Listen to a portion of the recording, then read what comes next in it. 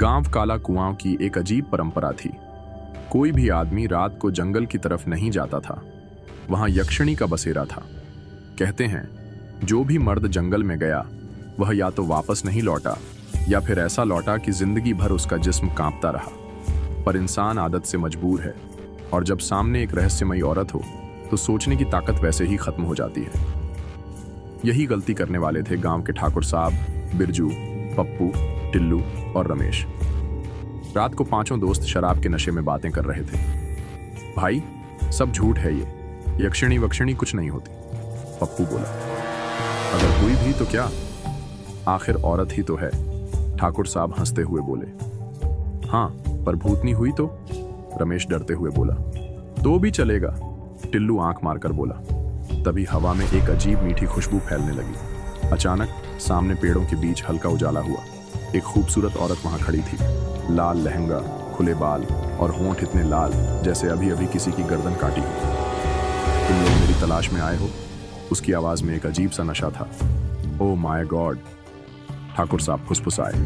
क्या आइटम है? यक्षिणी मुस्कुराई और उनकी आंखों में आंखें डालकर बोली, आओ मेरी प्यास बुझाओ। उन्हें एक उजड़े हुए मंदिर में ले गई। जगह रहस्यमयी थी लेकिन हवा में कुछ ऐसा था कि कोई डर नहीं रहा था। तुम्हें मुझसे डर नहीं लग रहा? यक्षिणी ने पूछा। जब लड़की इतनी खूबसूरत हो तो डर नहीं, प्यार होता है, ठाकुर साहब ने मुस्कुराते हुए कहा। यक्षिणी ने हल्की हंसी हंसी और ठाकुर साहब के करीब आ गई। उसकी सांसें गर्म थीं, होंठ नरम थे। उसने ठाकुर साहब के गालों पर उंगलियां फिराईं, फिर धीरे से उनके कान में फुसफुसाई। अब तुम मेरी हो। ठाकुर साहब की सांसें तेज हो गईं। बिरजू, पप्पू और रमेश जलने लगे। अरे हमारा क्या? बिरजू बोला। यक्षिणी पलटी और बोली, एक एक करके सबको मिलूंगी। ठाकुर साहब को अपने करीब खींच लेती है। उसकी उंगलियां उनके शरीर पर घूम रही थीं। उसका हर स्पर्श ऐसा था जैसे बदन पर आग लगा रही हो। ठाकुर साहब मदहोश थे। तभी यक्षिणी ने उन्हें जमीन पर लिटा दिया।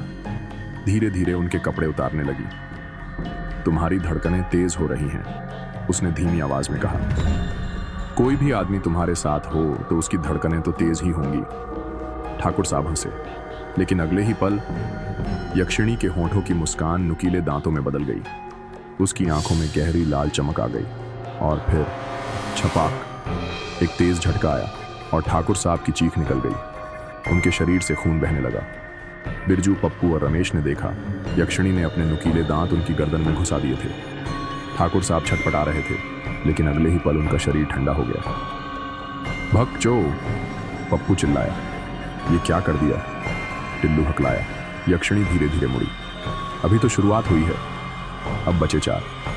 भाई भागो, रमेश चिल्लाया। चारों जान बचाकर जंगल की तरफ दौड़े, लेकिन यक्षिणी हवा में उड़ रही थी। भाग नहीं सकते, उसकी आवाज हवा में गूंज रही थी। पप्पू के सामने अचानक यक्षिणी प्रकट हुई।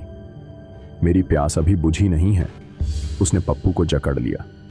पप्पू चीखने ही वाला था कि यक्षिणी ने अपनी जीभ उसके होठों से नीचे तक फेरी और छपाक, उसकी छाती फट गई और उसका दिल यक्षिणी के हाथ में था। अब तीन बचे। टिल्लू, बिरजू और रमेश दौड़ते दौड़ते गांव के मंदिर पहुंचे। वहां बाबा भैरवनाथ ध्यान में बैठे थे। बचाओ बाबा, वो भूतनी हमें खा जाएगी, टिल्लू रोते हुए बोला। बाबा ने आंखें खोली और बोले, तो तुम लोग भी फंस गए? भाई अभी प्रवचन नहीं, उपाय बताओ, बिरजू चिल्लाया। बाबा ने एक तांत्रिक डंडा उठाया और मंत्र पढ़ने लगे। यक्षिणी मंदिर के दरवाजे पर आ गई। बाबा हट जाओ, ये मेरी दावत है। बाबा ने डंडा उसकी तरफ फेंका। ऊं ह्रीं क्रीं कपालिनी स्वाहा। यक्षिणी चीख पड़ी, उसका शरीर जलने लगा।